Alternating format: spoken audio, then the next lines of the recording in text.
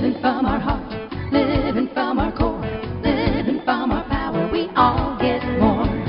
We are powerful. Hello, everyone, and welcome to the Transformation Summit. I'm Sue Erda. I am the publisher at Powerful You Publishing, and I am host for this summit. And I get the extreme honor to speak with 20 of the authors who have shared their story in this upcoming book, The Art and Truth of Transformation for Women.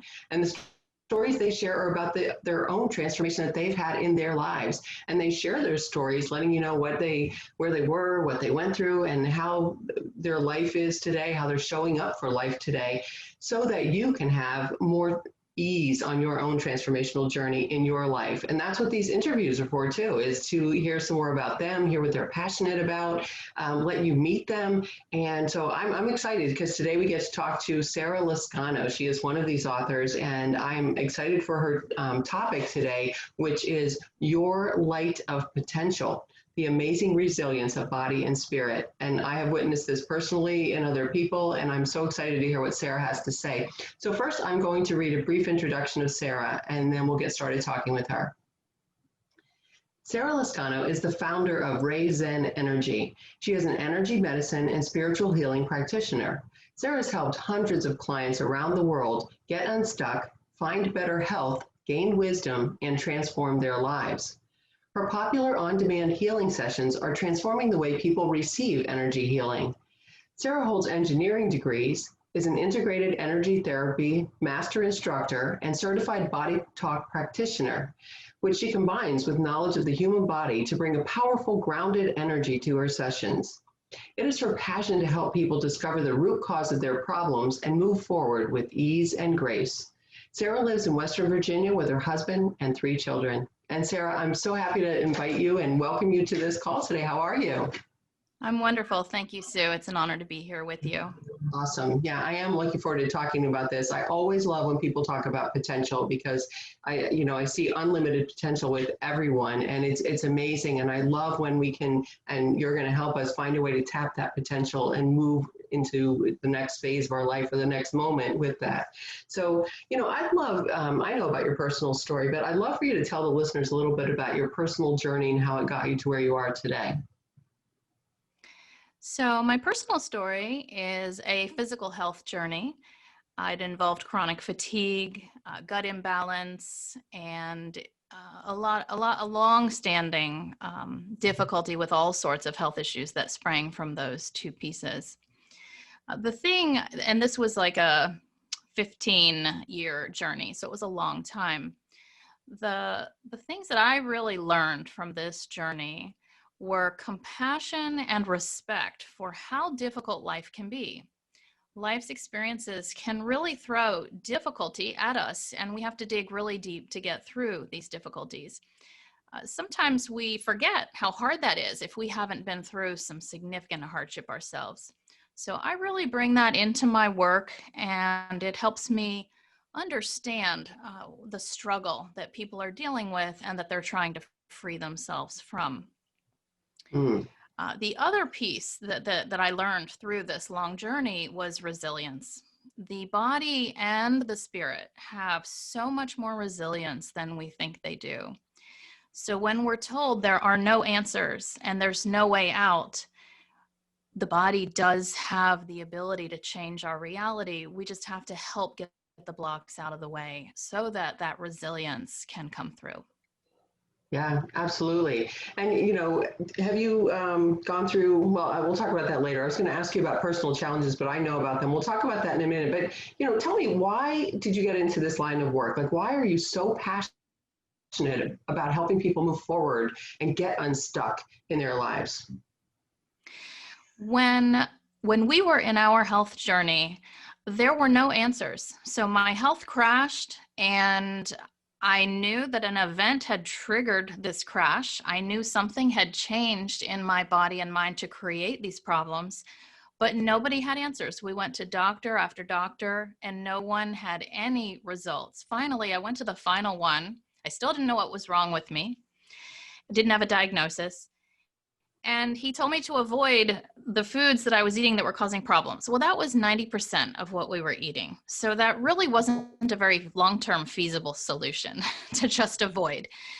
And I realized in that moment that Western medicine was not going to have the answers that I wanted. I wanted healing for myself and my child, and they just didn't have any answers for me. And so I realized I had to take ownership. And so I started looking in other places. And that powerlessness of feeling that no one has answers, there's nowhere to go, I just have to find a solution, that was so difficult. And it's one of the most destructive human emotions, feeling out of power. It's right up there with feeling isolated and alone. But that powerlessness, it brings me such joy to help people. We found our way out, of course. We did find solutions. It was hard. It took a long time. There were lots and lots of times where we didn't know where to go, didn't know what to do. But we found a way out, and that I want everyone to know that when they are stuck, there's a way out. And it brings me such joy to help people find that. Yeah, that's great. And I feel your passion in that. And I think you're right. So many people that I talk to that experience some kind of hardship, it's like, wow, I did find a way. Yes, like you said, it's tough. It's not always easy, but I found a way, and I know that I can help other people do this too. I love that you're doing that, because that's where it comes from for sure. Let's talk a little bit deeper about this. What are some of the personal challenges specifically that you faced, and what would you say you learned from them that other people might be able to use that now to ease their own journey? So on the physical side, my biggest challenge was a complete lack of energy. So I had chronic fatigue and was literally unable to function. I had a 2-year-old at the time, was trying to care for him as well as try to find what solutions and where to go, and then was literally unable to shop because I couldn't get myself and him through the grocery store. I was unable to function. So the physical difficulty created a lot of despair and hopelessness. Those emotional and mental challenges were designed, I think, now looking back with the wisdom lens of wisdom, to really surrender, to know that I didn't have to be in control at all times. And I didn't have to know every answer. I didn't have to know how I was going to get there. I had to surrender and allow life to unfold one step at a time. I just had to take one step. And that issue with my own life was really rooted in perfectionism. I was brought up to be a perfectionist. It was valued. It was taught. And perfectionism has positive sides. It helps us think through what we want to deliver. It helps us exceed expectations. It keeps us moving forward, but it has a really dark side, and that is the paralysis, when we get so afraid that we're going to make a wrong step that we're too afraid to move. We get paralyzed, we hold ourselves back, and we even don't see the brilliance of that next step because we're afraid to take it. So in my own life, the biggest hurdle that I have worked through is really surrendering to that perfectionism and working with it. It's something I still work with that on occasion, but to really recognize that it doesn't have to be perfect. If we make a misstep, we just correct course. And in that way, we can relax a little bit and see the brilliance of that next step that's there for us to take.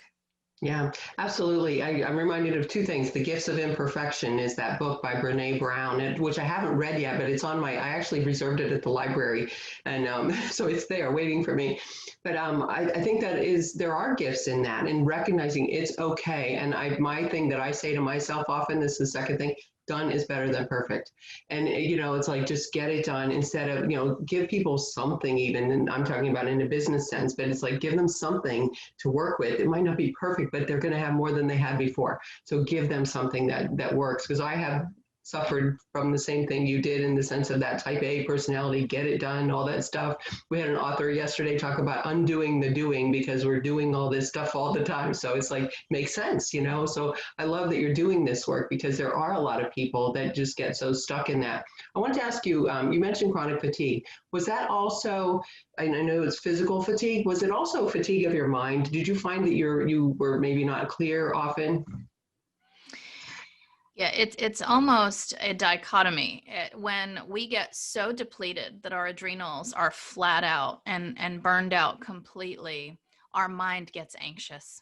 Our mind gets busy and our mind gets anxious, and it's almost impossible to find peace and clarity because we are stuck in that stress state, just trying to get through every moment of the day.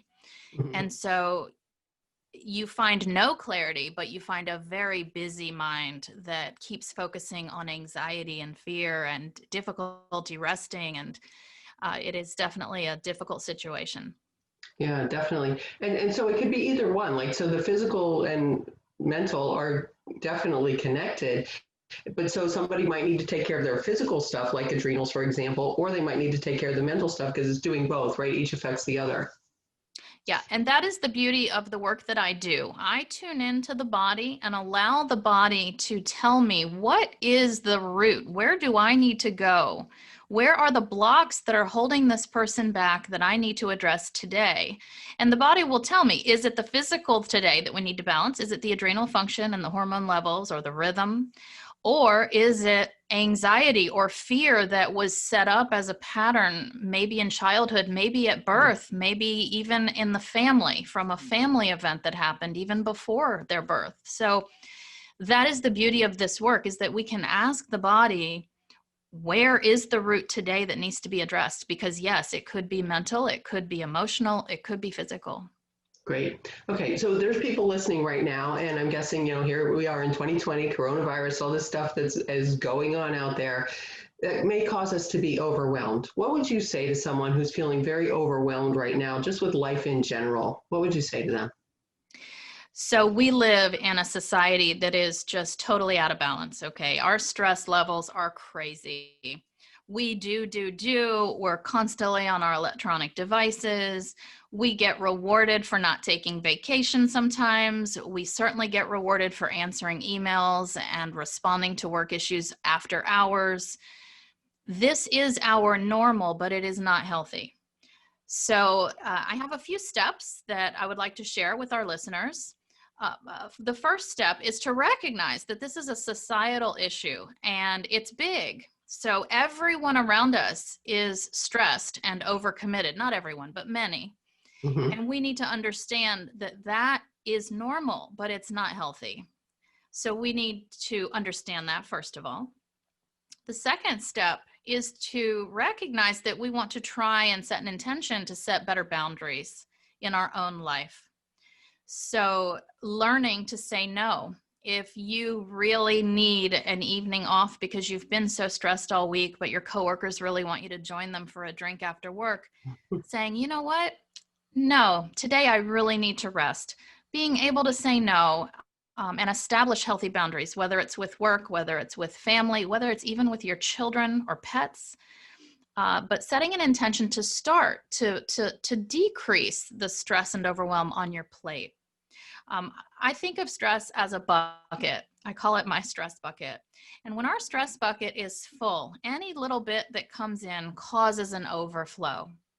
If our stress bucket has space at the top, we have the resilience to handle life when it comes at us. So the goal is to decrease the stress, and our stress bucket is made up of physical stresses. If we don't eat right, that's the next step, step 3. But we want to decrease the stress in our bucket. And so that's the third step, is to really take care of yourself. So feed yourself nourishing food, get enough rest, drink enough fluids, take care of your physical needs, and then learn how, I didn't know how to do this at all, learn how to create restorative downtime in your life.